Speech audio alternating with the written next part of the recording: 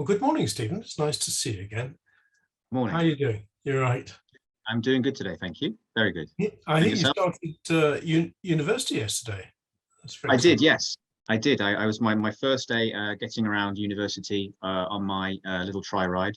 So it was a great experience to get out. Great experience. Fantastic.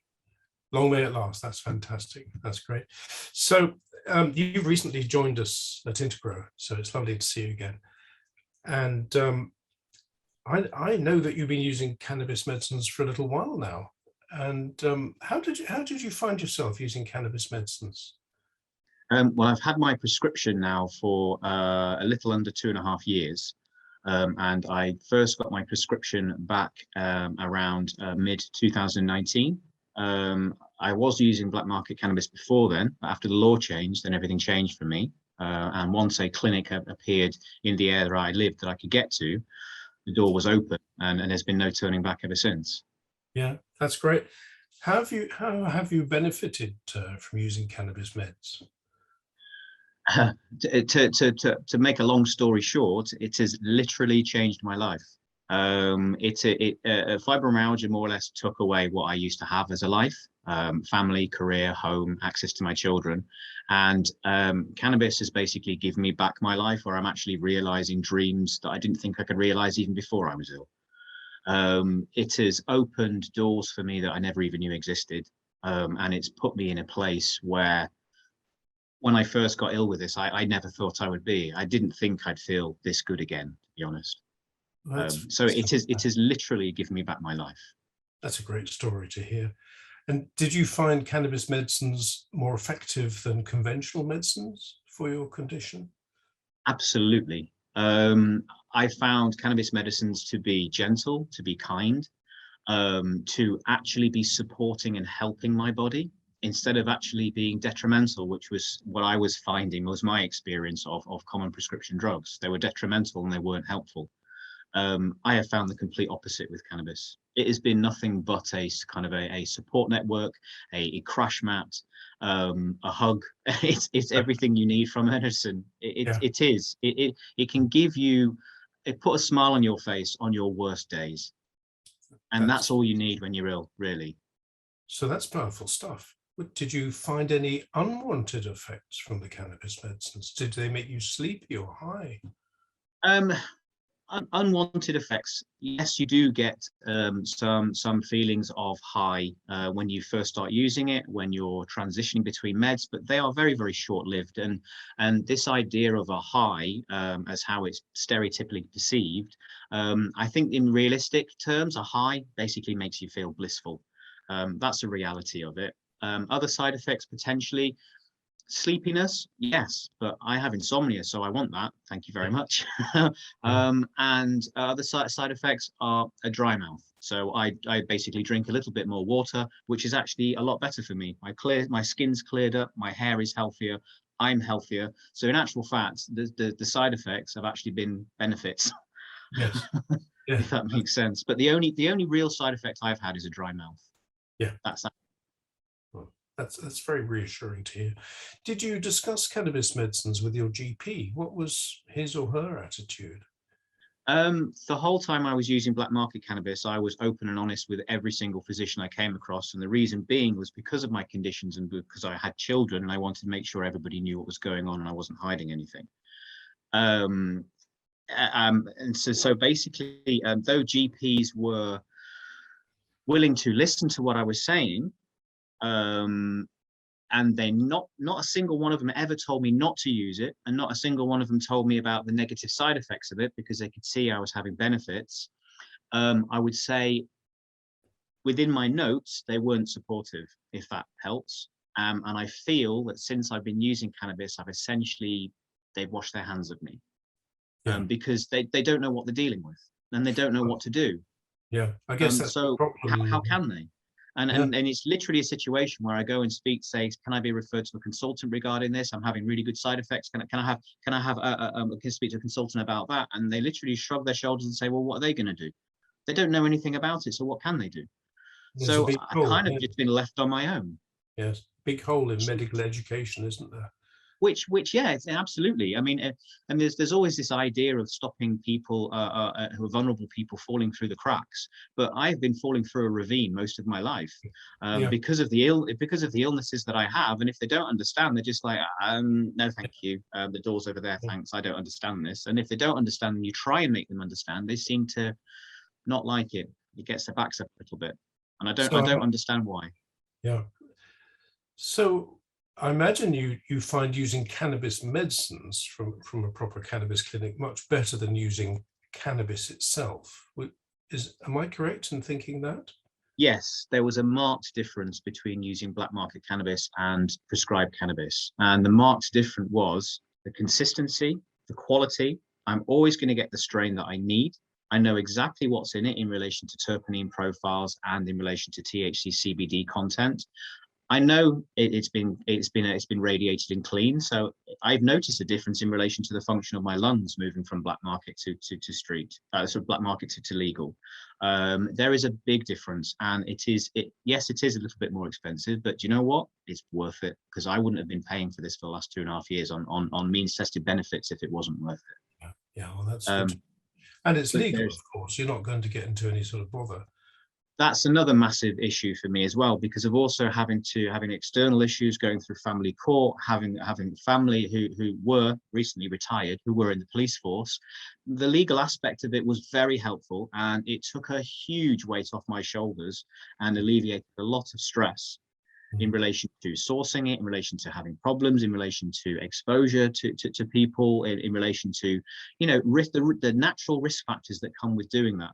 But I really felt I had no choice. I had no choice. It was either have relief and break the law, or have no relief and have no life and be legal. And my choice was quality of life. That was more important to me. Found a very effective way of doing that. Would you recommend cannabis medicines to other people?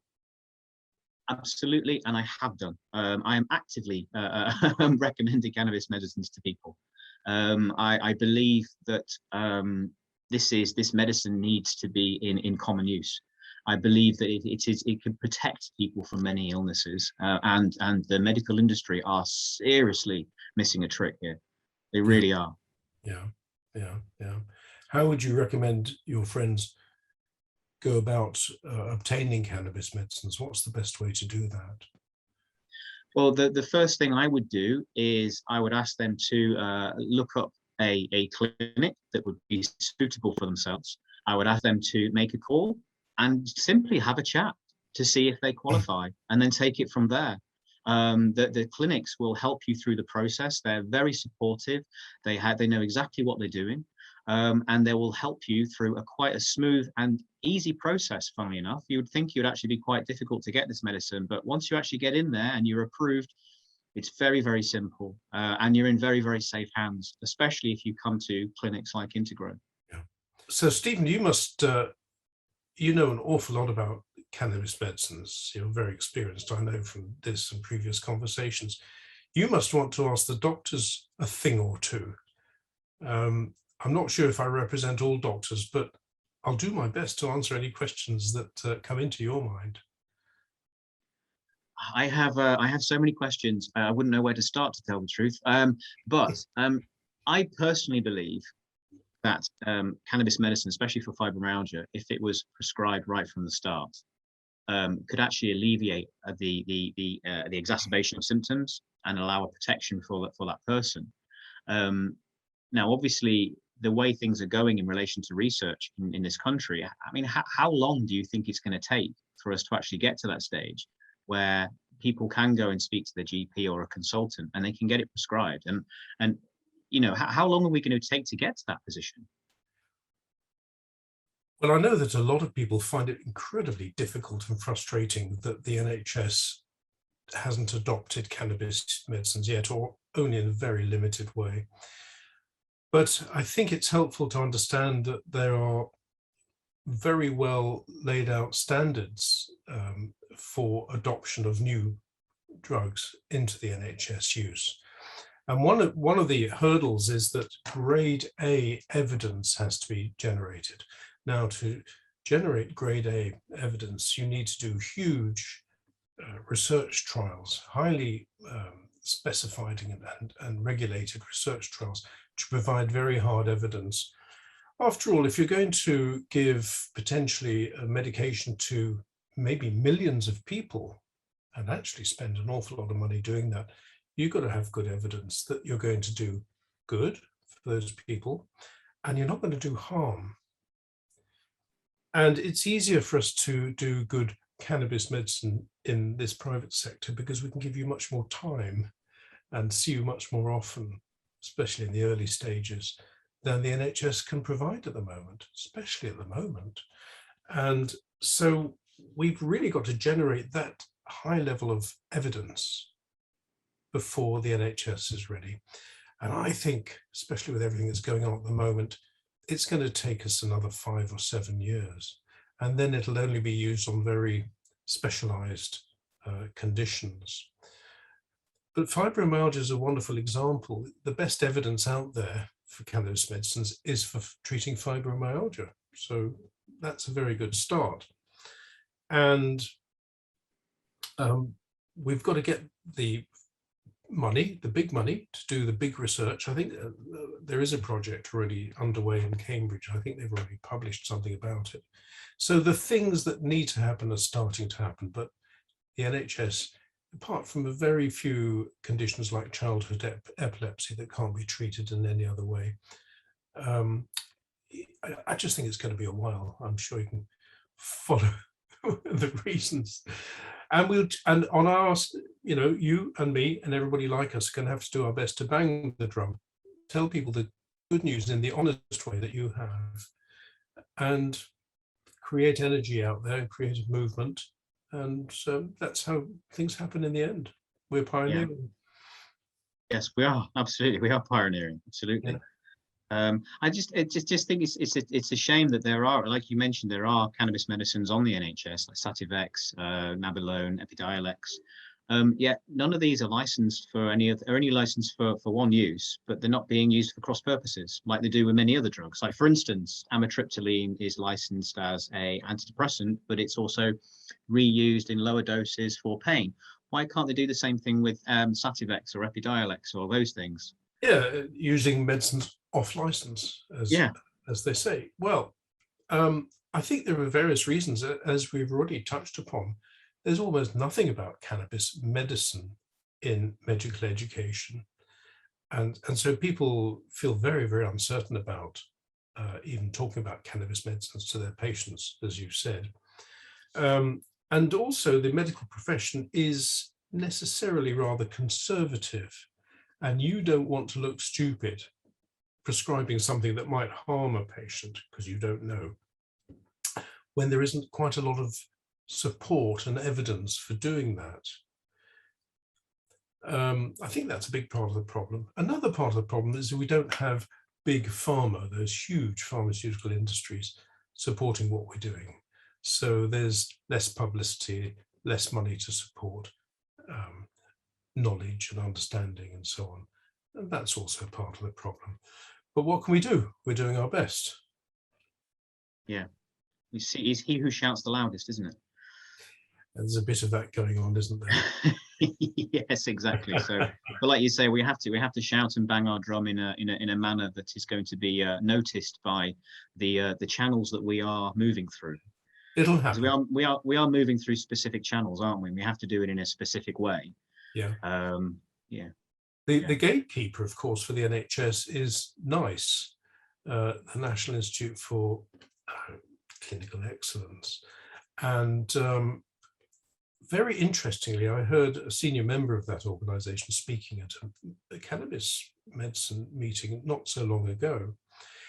And I was delighted to hear him saying quite positive things, or at least not negative things, about us in the private sector using cannabis medicines. Now, next month, on the 11th of October, Integro and the Royal Society of Medicine pain section are putting on a one-day academic meeting, a proper medical academic meeting, to which we've invited this gentleman, Dr. Paul Crisp, to come and speak. And I'm hoping he's going to say the same things. And the more that we can get conventional medicine and those supporting it to hear that while we haven't produced the level of evidence that NICE needs to recommend these treatments to the NHS, he's relatively supportive of what we're doing, and he's certainly not trying to stop us. So we're doing okay, and we've got some good support, and we just need to use that sensibly and wisely, I think. Yeah, I suppose it's using the resources to the best that we can, can't we? That's all you can do. Yeah, and it's changing things at a ground level as well. Like recently, because of my medication, now the university that I'm going to has actually changed their policy. I can now use my medication on campus, and there's no problems. And future people who use that medication can use medication on campus, and they will support them, and they'll find rooms for them to use it. Well, we're lucky to have you as a very powerful ambassador, a very knowledgeable and very engaging ambassador for the understanding of cannabis medicine. And what better way to change attitudes and people's minds, especially at an institute of education. Well, thank you. I wouldn't be here if it wasn't for people like you providing us this medicine. So it's a bit of a loop, isn't it? Let's not appear like a mutual fan club, but we sort of are. And it's yeah, absolutely. I think if it wasn't for the cameras, I think I'd probably offer you a hug. We've got that on record. That's lovely. So, no, I think we both agree that used carefully, used in a medical way, using pharmaceutical cannabis products, whereas you say you know exactly what's in there, and there's no nasty stuff in there, which if you buy stuff on the street, you've no idea. That's the way forward, and we can do a lot of good. I believe, having spent 20 plus years in conventional pain medicine in the NHS, and having been so frustrated with the medicines that were available to us, particularly with fibromyalgia and related conditions, Ehlers-Danlos and all sorts, but even migraine and nerve pain. Like you suggested earlier, I felt we could often do more harm than good with our conventional medicines. And after about 3 months of using or prescribing cannabis medicines, I had this moment of epiphany when I realized we were doing much more good and less harm than some of those conventional medicines. Now, if you've got some nasty chest infection or some, diabetes or some dreadful illness, the conventional medicines are fantastic. But for pain, they're not so good. And we need to look further afield and be more imaginative and creative. And that's what you and I are doing by being involved with cannabis medicines, I believe. Yeah. Well, fibromyalgia obviously is not just one thing, that it's not just pain. And that's the thing that I find with cannabis medicines is the fact that it doesn't just treat the pain of my fibromyalgia, it's treating all of the symptoms, which actually makes me believe that I feel that fibromyalgia is almost an illness of the endocannabinoidal system. Because the more I support it, the more my symptoms get better. Yes. And it just seems to be completely connected to that. And my sleep, everything seems to be connected to it. Well, there is this idea, isn't it, about the endocannabinoid system. That's the natural system in our bodies that uses very similar chemicals to cannabis chemicals to regulate our body and normalize it. And there is this idea that the endocannabinoid system has swung in the wrong direction or needs resetting or something. And that's what we're doing with our plant-derived cannabis chemicals. Yeah. And I find that a very helpful way to think, that we're rebalancing the natural endocannabinoid system. And indeed, the inventor of that idea will be speaking at one of these fibromyalgia seminars, I believe, on the 2nd of November.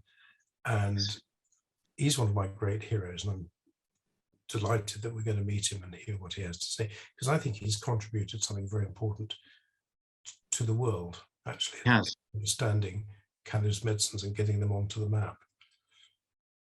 Yeah. He's changed the world for everybody, hasn't he? By finding out THC, and basically working out how THC affects the body. Well, your feedback and people other people's feedback is so important for us now to understand how to use the medicines better. Absolutely. We just need to get this information over to doctors. I mean, for me personally, in understanding the endocannabinoid system, it's like a medicine currently ignoring it. It's like taking your car in for a service all the time, but never getting an oil change. And at some point, that engine, doesn't matter how hard or how much you look after it, at some point the filters are going to clog, it's going to seize up, and it's not going to work. And that's what's happened to me. Yes. My engine has been constantly held on choke, and I've been ragging it because of my life, and unfortunately, it's seized up. And I'm really trying to replenish my oil Yeah. and trying to stop everything from being seizing up. It's literally what it feels like. And it's like cannabis is like a loosening oil. It's like duck grease or WD-40 for my body, bringing everything back to life again. Well, that's a great metaphor. And it's been lovely to speak with you again. Thank you very much. Discuss some, I think, some very interesting ideas. And see you at the seminar. I think the first one's on the 2nd of November, isn't it? And then you and I are appearing on a panel on the 9th. That's correct. We'll hope to continue our conversation then. Yes, absolutely. And I look forward to it. Take care. You too. Thank you very much. Bye-bye.